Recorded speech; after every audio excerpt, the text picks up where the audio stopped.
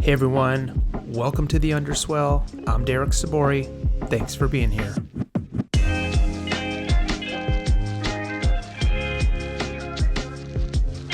All right, well, hey everybody, let's see. We're just getting started here.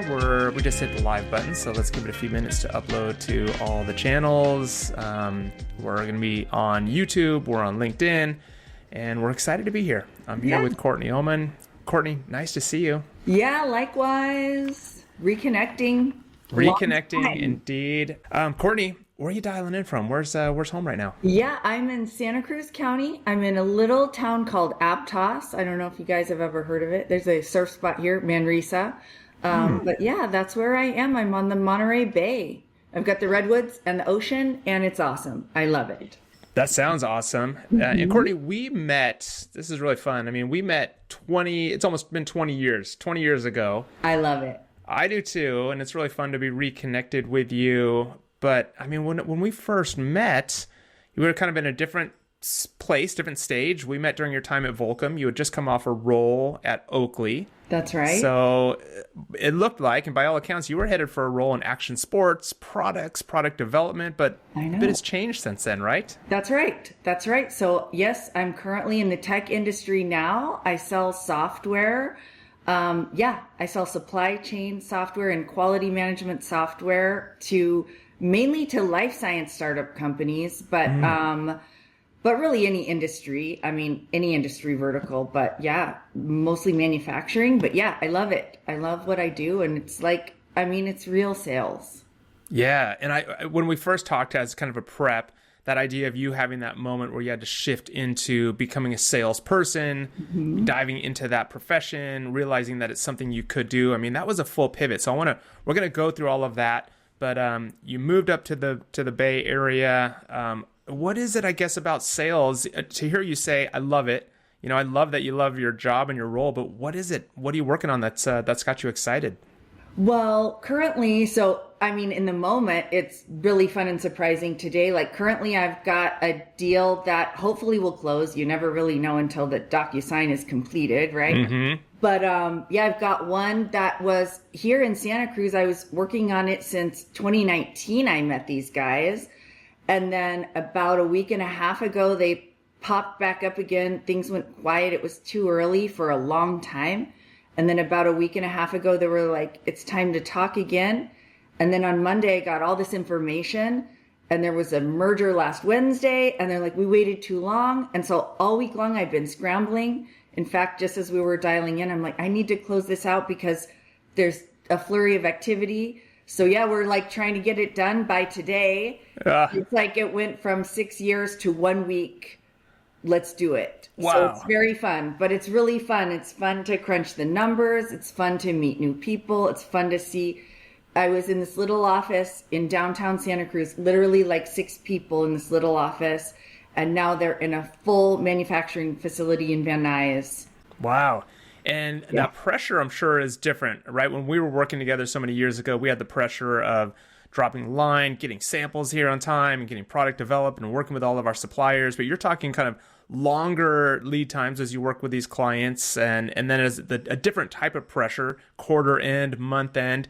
If you can, tell me a little bit about the company that you're working with now, and maybe just how you found them or how they found you. Yeah.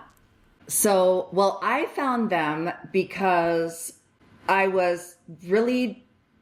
had no experience in this, quite honestly. And I knew I needed to change the game. I was not happy really doing what I needed to do. I was a new single mom. I needed flexibility. I needed to somehow ramp up my income. And I was looking around and seeing people doing this, and they seemed like they had flexibility and they were making good money. Mm-hmm. And so I was like, how do I do it? And I had knocked on my neighbor's door. I knew he sold software, and I'm like, can you help me? And then my other friend was not even really a friend. She was another parent at the preschool, and she was a headhunter. She was like, go start applying for every job that you see that is like that. So I just had happened to apply on Indeed, and they called me back, and I just went for the interview. It was a group interview. It was like nothing I had ever done before, but it was my job to find this job. So I drove 60 miles to Redwood City, and I was like, this is not going to be it, but I just have to go to this interview and see. And actually, to be honest, the first step was I got this call from Michigan, and I just let it ring. And I was like, I don't know who that is. I'm not picking up. But when I got the voicemail, it was my current boss, Mike Cook, and he's like, hey, I saw your resume on Indeed. Give me a ring back. And so I did, and we had a great conversation. And he's like, what interests you about sales? And I said, I'm a single mom, and I need to be making some money. Yeah. It was like, that okay. was the bottom line, right? That was the thing. And he was like, okay, we'll come to this interview. It's a group interview. And so I went up there, and I came out of there, and I was like, actually, they had offered me the job, but they didn't tell me the range or whatever. But I came out of there, and I was like, I really like them, and I think they really like me. And it was very refreshing. Yeah. Let's rewind a little bit, because you were sort of in this space. Like I said, when we met, you were at Volcom, you had been at Oakley, then you were at Skull Candy. That's and right. Then you were working on Bell helmets, and you were in that space. I mean, pretty entrenched in action sports, outdoor industry. What was it that, and you talked about being a single mom, so you had some life events, it sounds like, but walk us through sort of going down one path and deciding, you know what, I'm making a left turn here. Yeah. So, my life kind of took a shift, and it felt very sudden. All of a sudden I was a single mom, and I was in a new place. We kind of moved here for my husband at the time.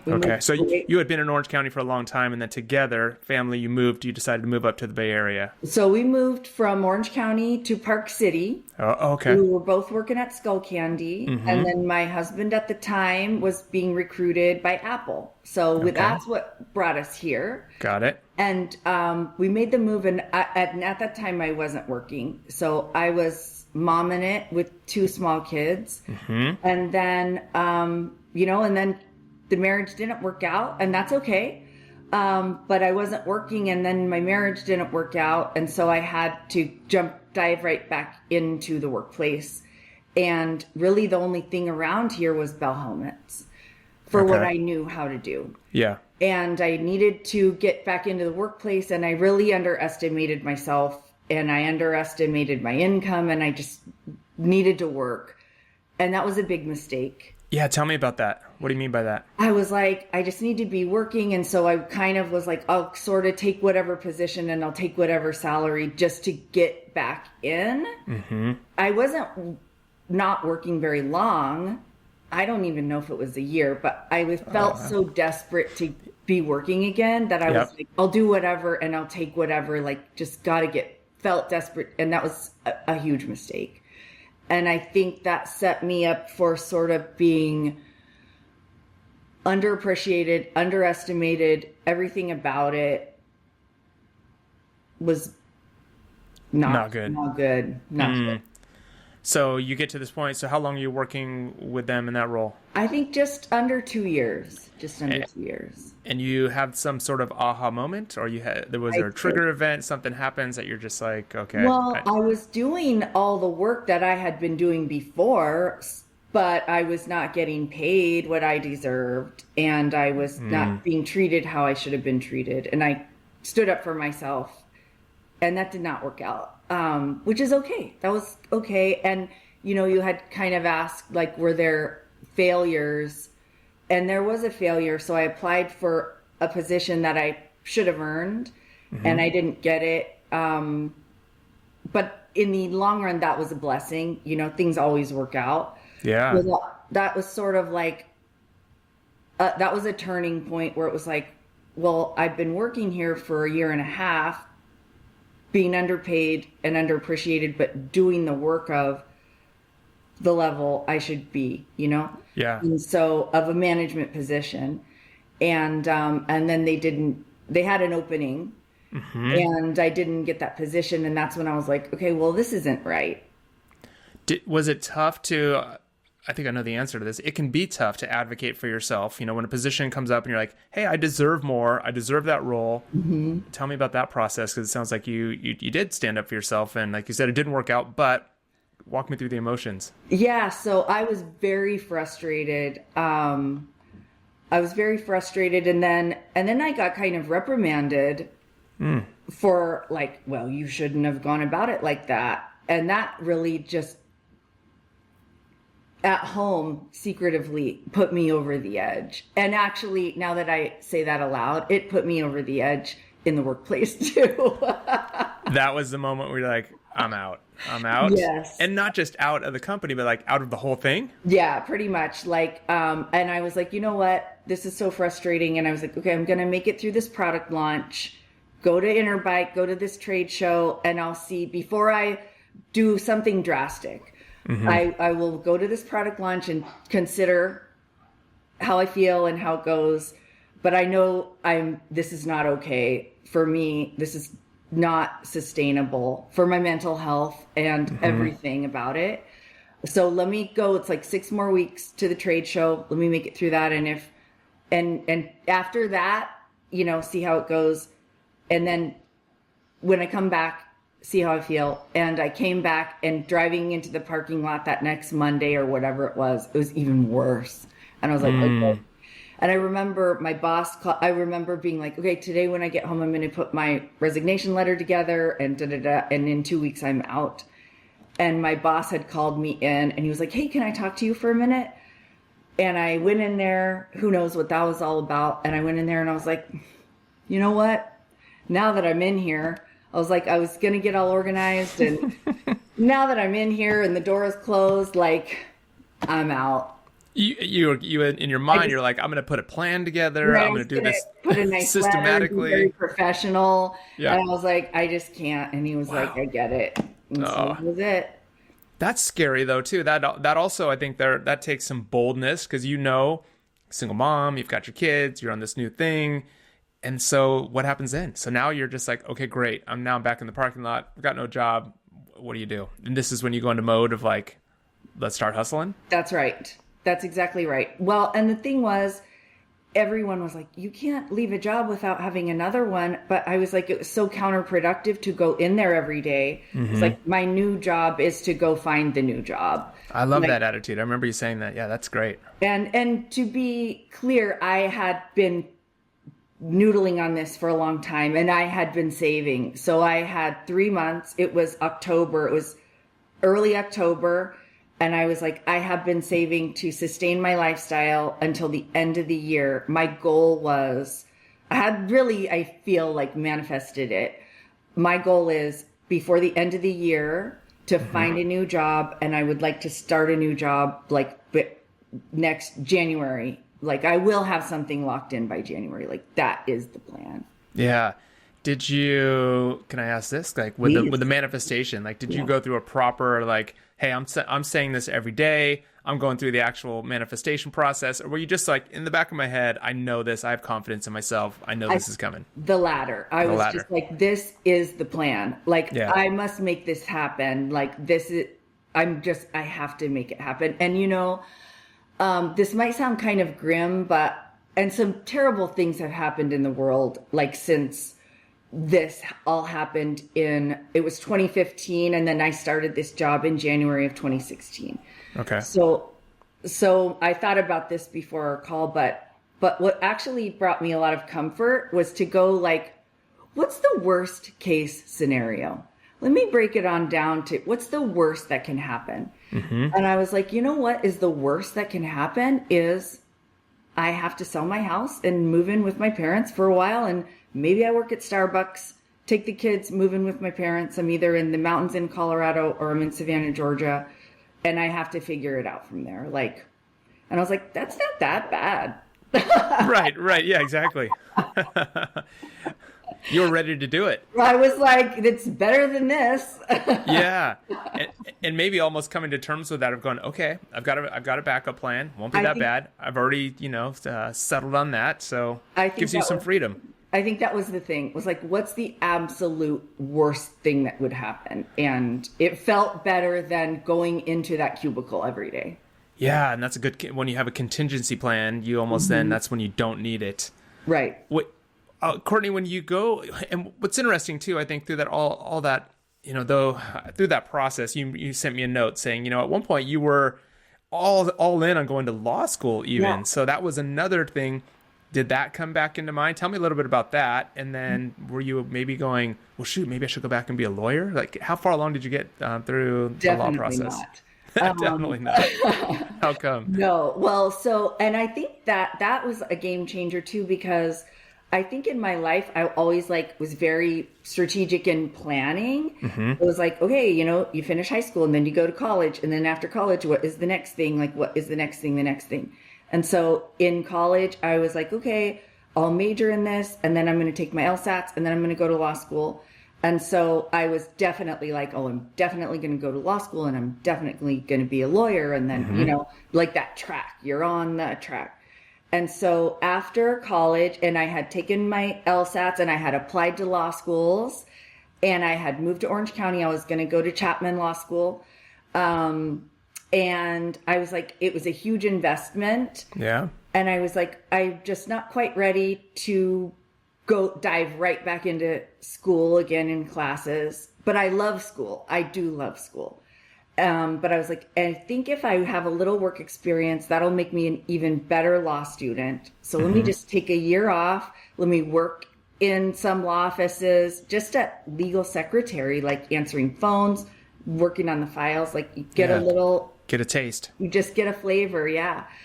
And, I hated it. I hated everything about it. You wrote to me, you said it was hell. It was. And I was like, let me try it. I was like, I think the first one was patent law, and it was just so boring, and everything about it was terrible. And then I was like, well, let me try another kind. And then I was like personal injury, and that was the files and the people and the cases, and it was all just so grim. And then it was like, let me try another kind. And it was all just so negative and litigious. And then I was just like, this is not for me.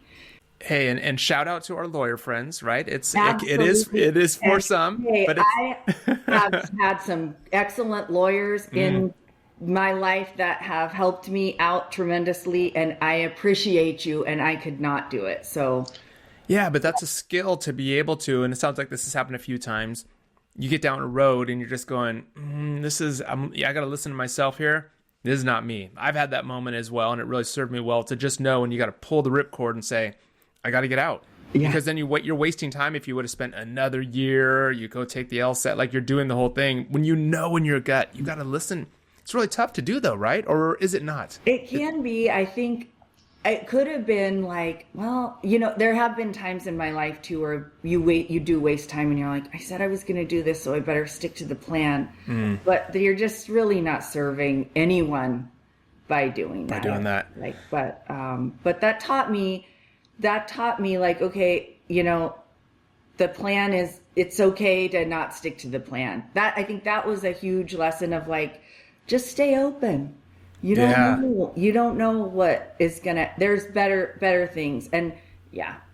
I love that advice. It's okay not to stick to the plan, because a lot of us, if you're an achiever, an overachiever, you're like, no, this is the plan. This is the game plan. Stick to it. But right. I think that's liberating to not always have to do it.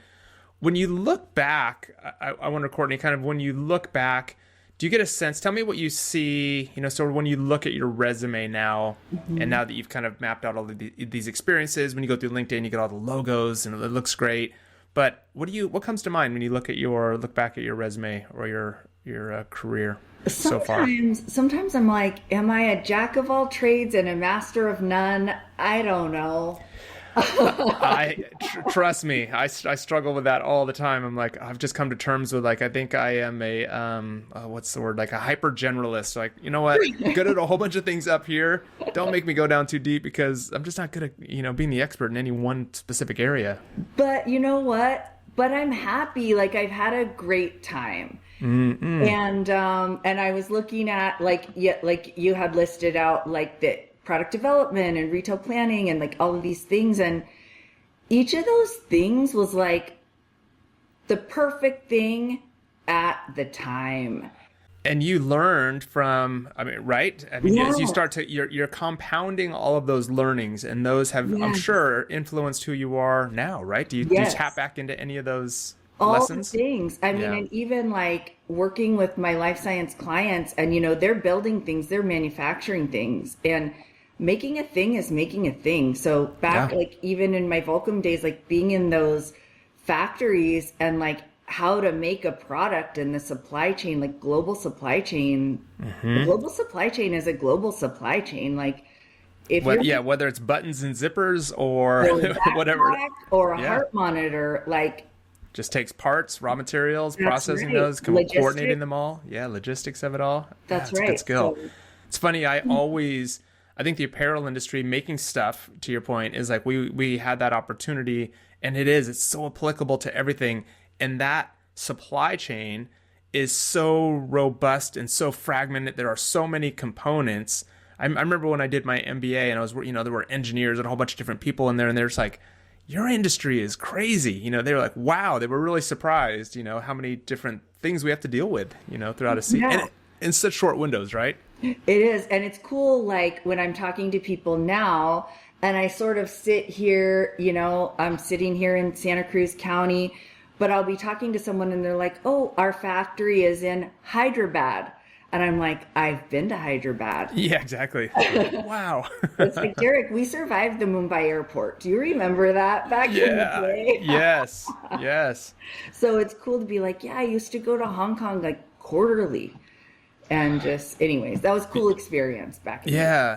Do you think there's a way to, do you think it's been intentional in building your career? Because I think, this mission that I'm on is just sort of looking at careers, getting young people to consider that a career is not just the job you get right now or the skills that you're building. It is this long-term thing. Mm-hmm. Do you think there was a moment where you were sort of, looking back, were you intentional in building what you've built? Does it just sort of happen? How did things fall into place? Tell me, what will you tell your kids, I think it's a combination of staying open. But for me, I like to know how things work. So, and I also like, when I was younger and getting into like product development, hopefully I don't take things too sideways here, but I like being creative, but I'm not really like artsy creative. I'm more like problem solving creative. Like, let's make it work. Let's figure out how it works and how to make it work. So like in product development, like how does this all come together? And maybe I'd like to run my own business someday, and I need to know how that works, how all the things fit together. And then kind of when I was at Volcom, like taking that lateral move from when they needed a retail buyer for the Volcom stores to be like, well, how does that all work? It's sort of like, maybe I'm not climbing this ladder, but I'm learning things. That's a growth mindset. Yeah, it's interesting to me, how does it all work? Because someday you need to know, like... Yeah, or someday you're just like, I just want to bank that information because it's just good it makes you this well-rounded person who says, oh, sales, account executive, I can do that. No problem. Like, put me in. I can figure it out. I know how to do this. And I think that was hugely beneficial of when I interviewed like for this role. I had never done this role, but I've been working with people this whole entire time who have been in my position. So it wasn't like I have no idea what I'm doing. So when I walked in there, it was like I knew all the questions to ask. I think that was the thing, it was like I was very well seasoned. In fact, I think they thought I was a lot younger, and I think that's what impressed them, was I really knew what I was talking about, because I had been working with people just like what I'm doing for years and years and years.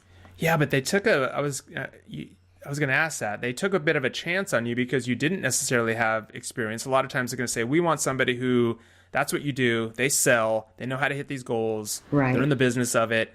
You had to convince them somehow. You just gave us a little bit of insight. But what do you think it was that had them take that chance on you, not specifically being a salesperson already?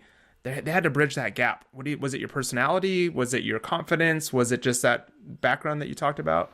Definitely my personality and my confidence. And then my boss, who I talked to, the Michigan guy who called for the first time, he was the guy who was rooting for me. Because when I walked into that room there was two other guys who did have software experience, and my boss was like, because the other guys, there were two other executives and then my boss who were doing this group interview, and they were like, they had my resume and they were like, a fashion degree.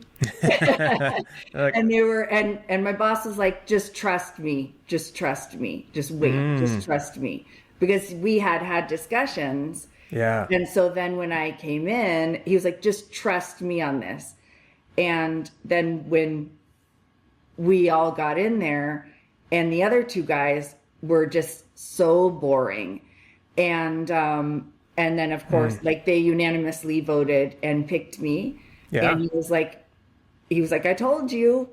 And so now that you get the role though, now there's this moment where you're like, okay, hurdle crossed, I did that. But now you have to shift, you've got to kind of shift into this mindset of, okay, I've got to sell products. I've got to learn about products. I've got these monthly goals, quarterly goals now.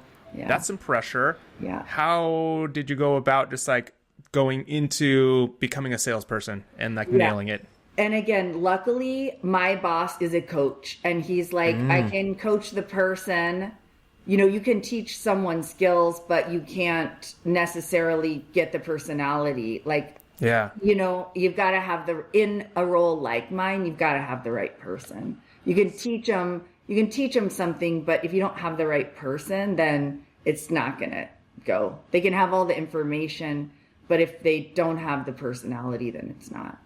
Yeah. So would you say that was, one of the questions I wanted to ask you was, what or who helped you get here? Was it a thing? We talked about confidence, curiosity, growth mindset. Was there someone that has played a role? Sounds like this gentleman, this boss played a role. Was that true? And was there anybody else or anything else that you would attribute? Yeah. I mean, and I have the coolest team, like our company, we're all team players. I feel so fortunate. Like it was definitely, the stars were in alignment. Somebody upstairs is looking out for me, or a lot of people. And my company's awesome. I know not every place out there is. So I feel so fortunate that it's a team environment. But definitely, and our sales team, like we all work together. We're competitive. We all want to be on the top of the leaderboard, but we cheer each other on, so. That's fun. Yeah, it is. It is. What advice, Courtney, would you give to someone who wants to work in that space like you, wants to do software sales, enterprise resource sales, or who's considering kind of a career pivot?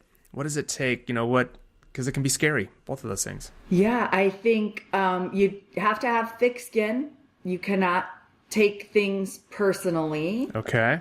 And you just can't be afraid of change, I guess. Did you always have thick skin? Because that's something I think that a lot of us can struggle with. I'm like, I want to be liked. I want to always just, find agreement and not necessarily be told, nope, that's not working, go fix it.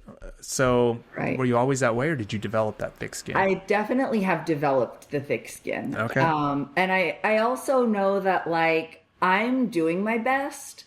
So if someone like now, and I think this comes with like growth and maturity, right? So I know now that like if someone has an issue with me, that's on them, because I'm doing my best. And like, that's all I can really say about it. Yeah. Okay. That's fair. Is like, yeah. What was, I latched onto that thick skin one. What was the second one? Do you remember what else you said?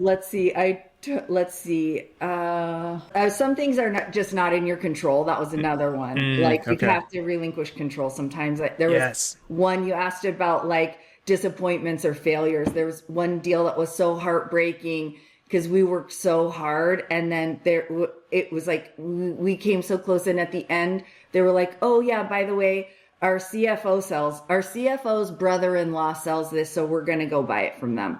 And I was like, oh, surprise. that is something we just could not control. And it was like, I asked a lot of questions for a long time, and they kind of withheld that information. Yeah. Courtney, how important, when we look back as we're talking about careers and building your resume, how important was, you've got young kids that are getting to that age, mine are already there. Yeah. How important was your college experience? And what do you tell young people? What are you seeing in the marketplace today as people come into the marketplace and your peers in that space? So to me, my college experience was extremely important. I value college. I think it's really important. I'm encouraging my kids to go to college. I think it's really important. I think, when I went to fashion school, to FIDM after college, it was really amazing to see some kids. A lot of kids went after college, like as a supplement to get into that industry. Yeah. And then there were kids who were there right out of high school. Yeah. And it was really interesting to see the differential in like written and oral communication and just overall like the maturity level. And I could see that crossing over. I think that's why it was so easy for me to get a job at Oakley and like, just like resume, like the way I wrote my resumes. And it was definitely, so really important to me as an eye opener coming out of high school. I got great grades and I thought I was the bee's knees in high school. And then I went to this big university and I was exposed to so many different kinds of people who had so many different amazing skills. And I was like, there's really actually nothing special about me. Yeah, it's a humbling moment, right? And I think that's really important. Like, sure. The world is a big place, and there's a lot of amazing people with a lot of amazing skills. And like, we're all amazing in our own way. But like, at the end of the day, like, like you said, stay humble. Stay humble. Humble. What do you think you got? What was your biggest takeaway from it? Was it because you had an anthropology degree? Is that right? That's right. And, come on. Right, exactly. Well, but you did that, and then you decided to go a different path. So what was the big takeaway from it all? I think it's important, like the big takeaway, I don't know, critical thinking. I came from a military family that was sort of like, you do what you're told, you stay on track, right? Like, and I think I was 20 years old before a humanities teacher told me, like, Courtney, it's okay to question authority. That doesn't mean you're like doing anything wrong. But did your gut sink? You're like, do not let my parents know this. Right, totally. Like what? Yeah. I'm horrified at that thought. No one's ever put those words together in that way before. Like, yeah. But I mean, that's real. So you learn, and just to be able to write a paragraph, like write an email in a professional way. Like, I mean, now there's ChatGPT, but come on. Oh, geez, that's like the next thing that we need to learn to embrace. But that's a growth mindset as well, right? It's like, okay, that's something new. Let's go tackle it. Let's go learn it. Yeah. Let's figure it. What it's all about.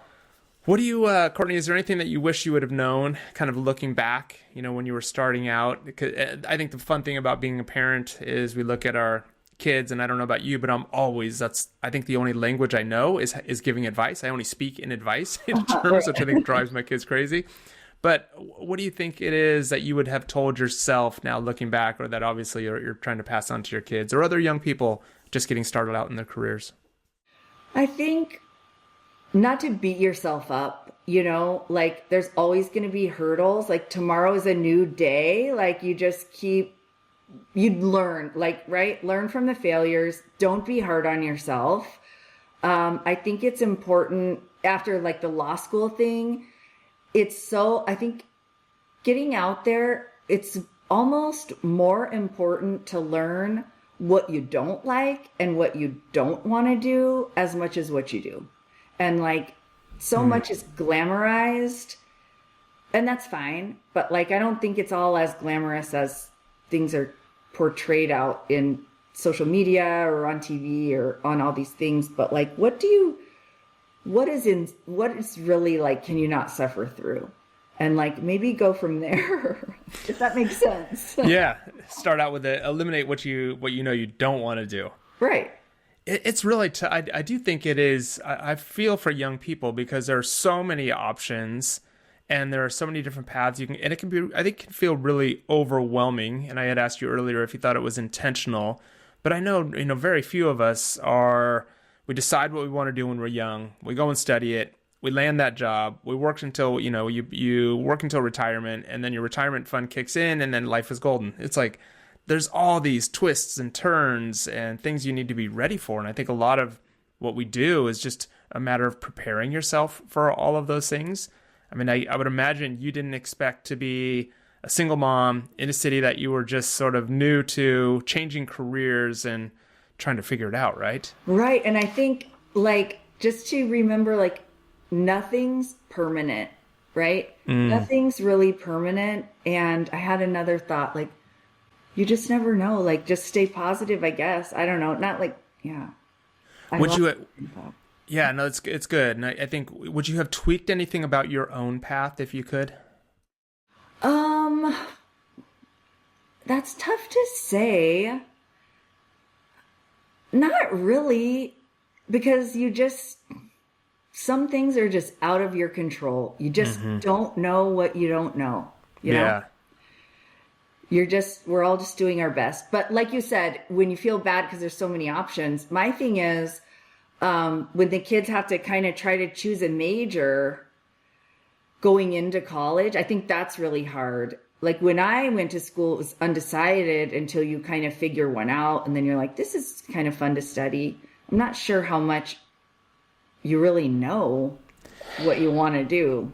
Yeah, I don't think you know a lot either. And I think there are only a few schools that kind of, I forgot which ones, that have you go in as undecided, and then you kind of pivot into your major. But you're right, most of them are choosing their major, and chances are you're not going to work in that field anyway. But It's hard to see that far out, right? At that moment, it's just, that's everything, and that's the school I need to get into, and those are the courses I need to take. It's a lot. How old's your oldest? She is 17. She's a senior. Oh, okay.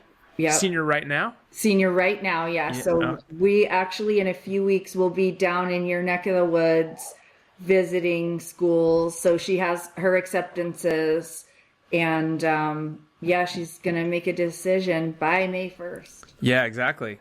Oh man, stressful times and exciting times though too, right? Exciting. It's so weird. I think one thing I'm really interested in is nobody ever talks about parenthood in terms of adult kids or even like semi-adult kids. You only think of parenthood for like elementary school, maybe up to middle school. And once it starts getting into those weird, consequential, more serious times, I think that's where everybody's like, oh, we don't really talk about that. But then you're in it. You're like, how did I not ever consider the fact that I'm raising 16, 18, 19, 20-year-olds, you know? Right. It's so weird. Like, yeah, don't talk about that.